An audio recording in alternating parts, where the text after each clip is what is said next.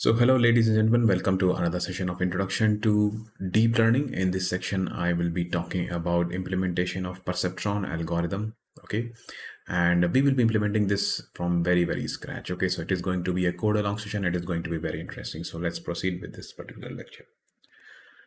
So what I did is I have already created an empty folder here, and what I have to do is I will simply right click here and open the Windows terminal here itself.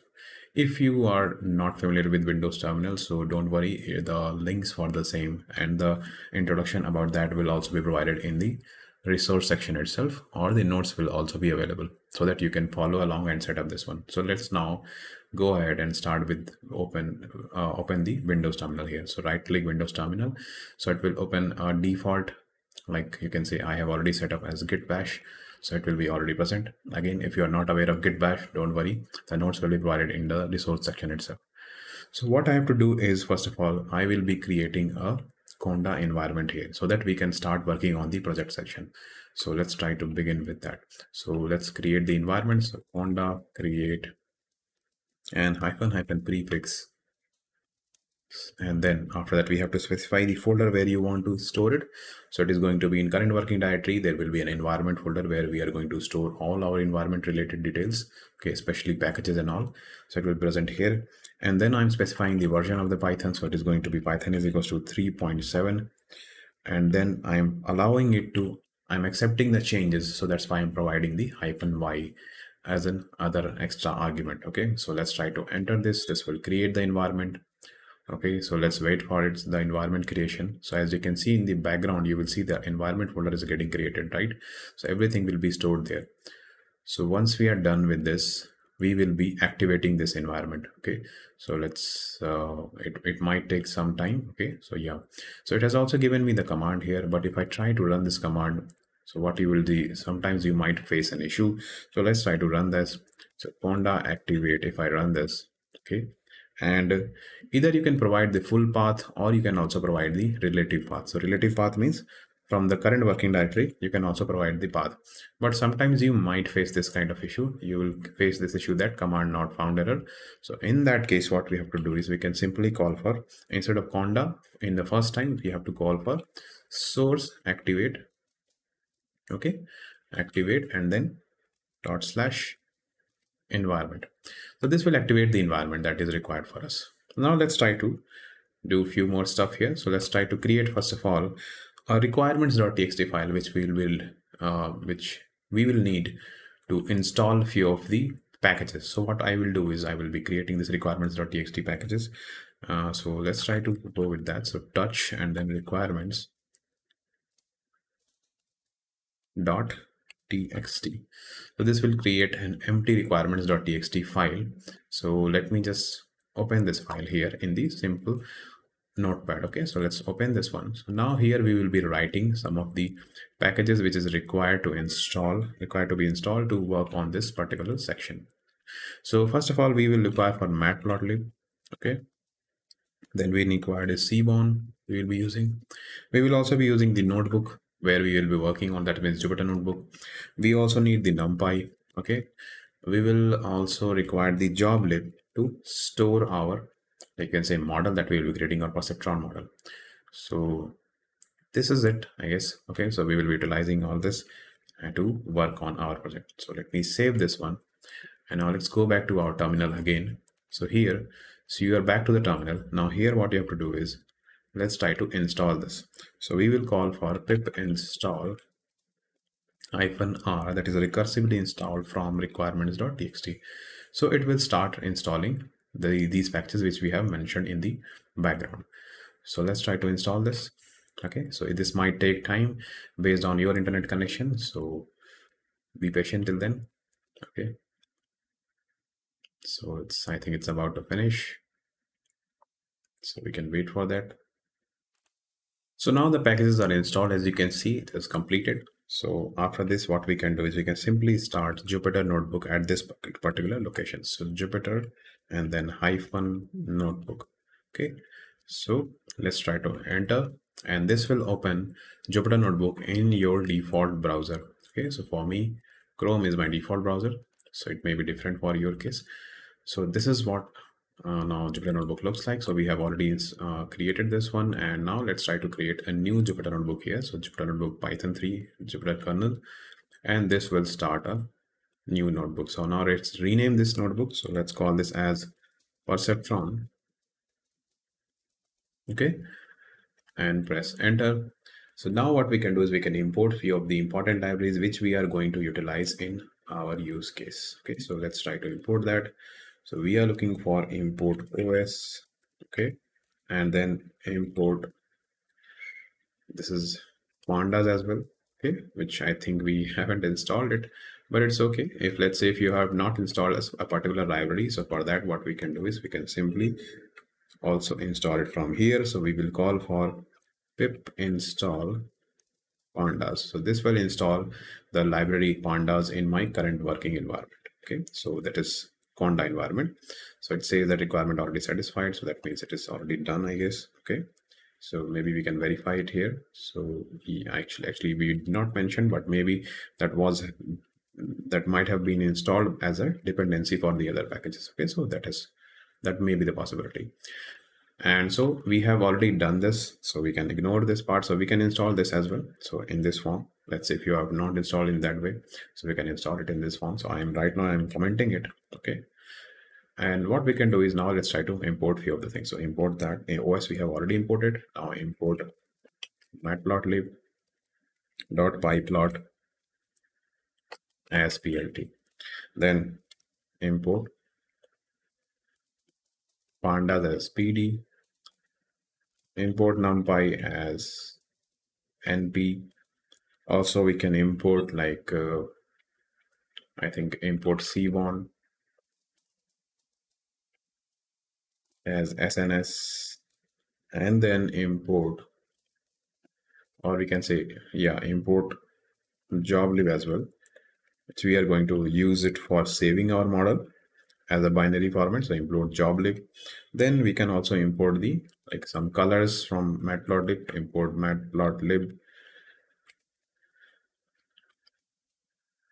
dot colors,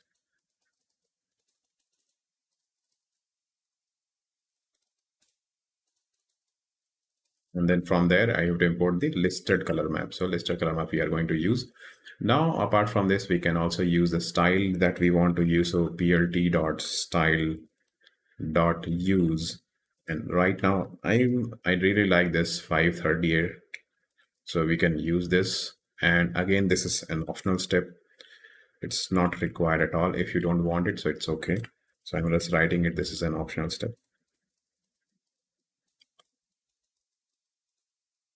Okay, so right now we have imported the libraries which are required. So let's try to run this. Okay, so if it ran without any issue, that means you have installed all the packages in this current working environment. So now we are done with this starting point. So now let's try to import, let's try to create the class Perceptron class. Okay, we'll be creating this Perceptron class here. So let's try to define few of the methods. So first method will be like the constructor. It's going to be init method, okay, self, and then it will take some of the important values. We will consider that later. So let me try to define the skeleton of this one. So the skeleton will contain the first of all init class, and okay, init actually this, and then we will be looking for some of the, okay, actually not here. So we will be looking for, let's say, activation function. Okay, activation function. Then we will also be looking for, since activation function will take input as a z output, as you can recall from the previous diagram that we have already referred. Okay, so it will also take a z outcome. Okay, z outcome. Just observe that I have started with underscore. That means it is going to be an internal function or internal method, which we will not be utilizing in the, you can say, from the outside. So this will be an internal method or hidden method. Next is after that defining of the activation function, that also now we will be calling for the fit method.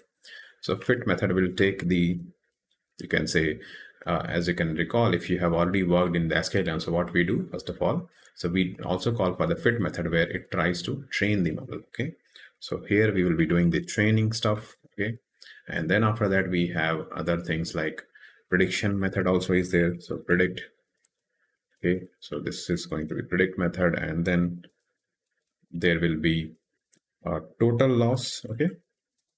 Let's say you want to create the calculate the total loss at the end. So self or total loss. Apart from that, we will be also having some of the like define the saving of, like you will save the model. Okay. So this will be for saving of the model, this method.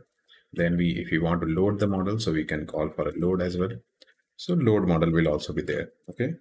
So we will be defining these all required methods. Next is there will be one more internal method, which is going to be create directory. And you can see return path. Okay, so it will return the, first of all, it will create the directory and it will return the path. So this will be an internal, you can say, method which we will not be utilizing from outside. So this is going to be the total structure for us. So apart from that, so what we will do is we will start working on this one from the next session itself. But before this, let's try to create at least that what we are looking for in the initial stages. So whenever you will be initializing the perceptron class, so we will be looking for an ETA, that means the learning rate. Okay, so this is going to be of type, let's say, float. Okay, it's going to be, obviously it is going to float, and the default value for this is absolutely, it's right now none. Now after that, we will be creating the, we will be looking for epochs, how many epochs that you want to run for. It is going to be an integer. By default, I'm looking for a none. Here I'm just passing a default value as none as of now. Now after this, what we have to do is we will be defining as weights first of all. So this is the first thing, first you can say variable that we are going to create, tunnel. So np dot, it is going to be random dot random n. Okay, which is going to be 3 here. Okay, because I will let you know that why we are taking 3. Then after that, I will be multiplying this with the very tiny number, so that it will be a very, these all the random values will be actually very, very, very small values. So these are going to be small random weights. Okay. So this is going to be self dot weights. This is going to be like you can see the weight initialization. Okay. Random weight initialization. And then after that, we are going to specify that, okay, training. This training variable will actually will take some of the conditions here. It is going to be conditional variable. So it says that, okay, if, like you can say, ETA is not none and epochs is not none.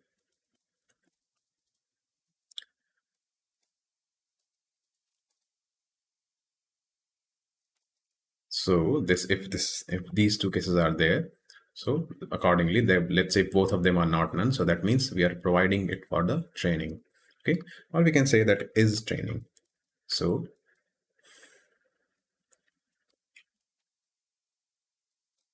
what we can say that if we can, it's okay right now we can say that if training, if we are training, then in that case only print the weights. Okay, print the weights of this. So f, and then initial, let's say f string, and we can print that value. So okay, initial weights before training, we will be printing that,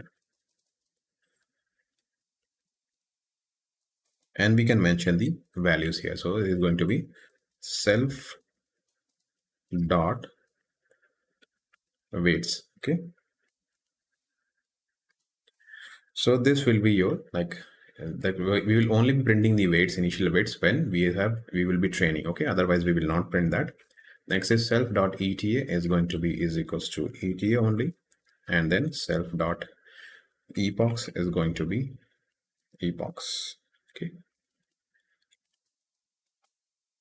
epochs. So this creates a like constructor, you can say. So if you are not, if these values are already provided, okay, so in that case it will simply be printing these things. Okay, so now let's see you in the next session. Till then, we will be we will be writing in the next sessions, we will be writing all these methods, okay, one by one. As so till then, keep on exploring, keep on reading, and stay tuned. Thank you.